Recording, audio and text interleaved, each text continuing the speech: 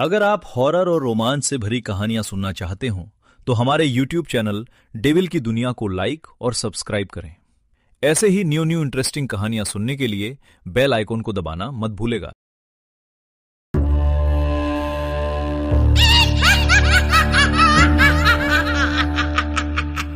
भारत के पहाड़ों के बीच बसा एक छोटा सा गांव जो कालागढ़ के नाम से जाना जाता था। दिन में ये गांव बिल्कुल सामान्य दिखता था।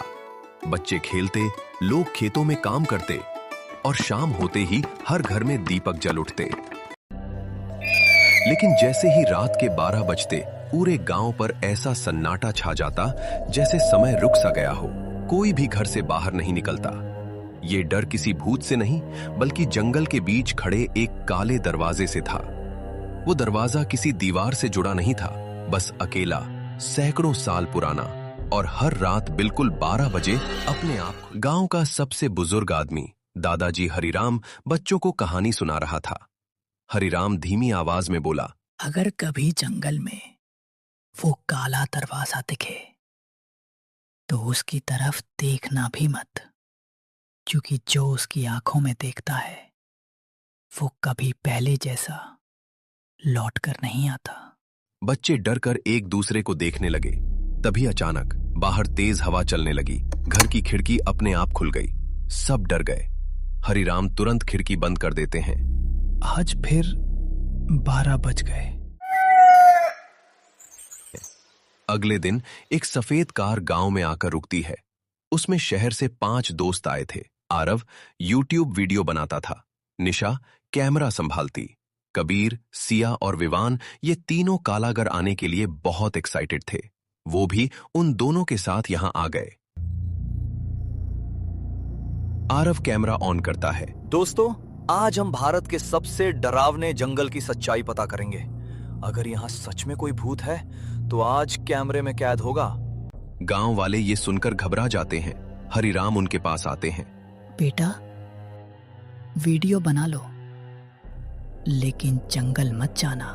आरव हंस देता है। दादाजी, आजकल भूत नहीं होते।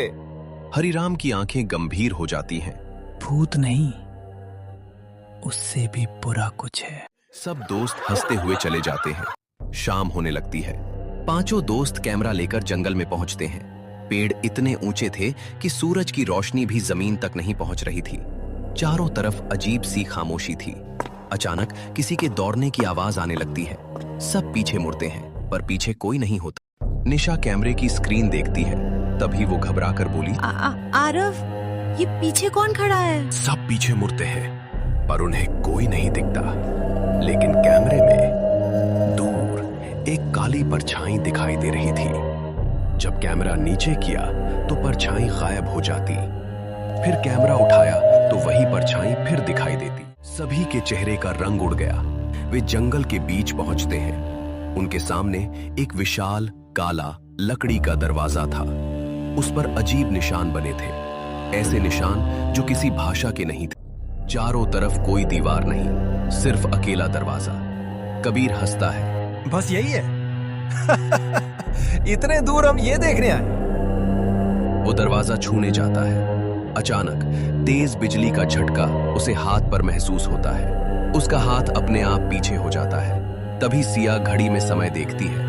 12 बजने में 1 मिनट बाकी था। दूर कहीं घंटी बजती है। 12वीं घंटी बजते ही दरवाजा अपने आप खुलने लगता है। लेकिन उसके पीछे कोई कमरा नहीं था, सिर्फ काला अंधेरा, इतना गहरा कि टॉर्च की रोशनी भी उसके अंदर जाकर गायब हो गई। तभी उस अंधेरे से एक बच्चे की आवाज आई, आरव, आरव, मुझे बचा लो। आरव का चेहरा सफेद पड़ गया। वो आवाज उसकी छोटी बहन की थी जो 5 साल पहले मर चुकी थी।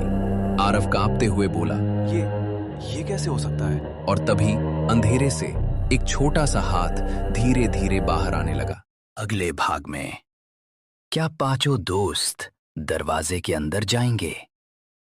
और कौन था वो बच्चा?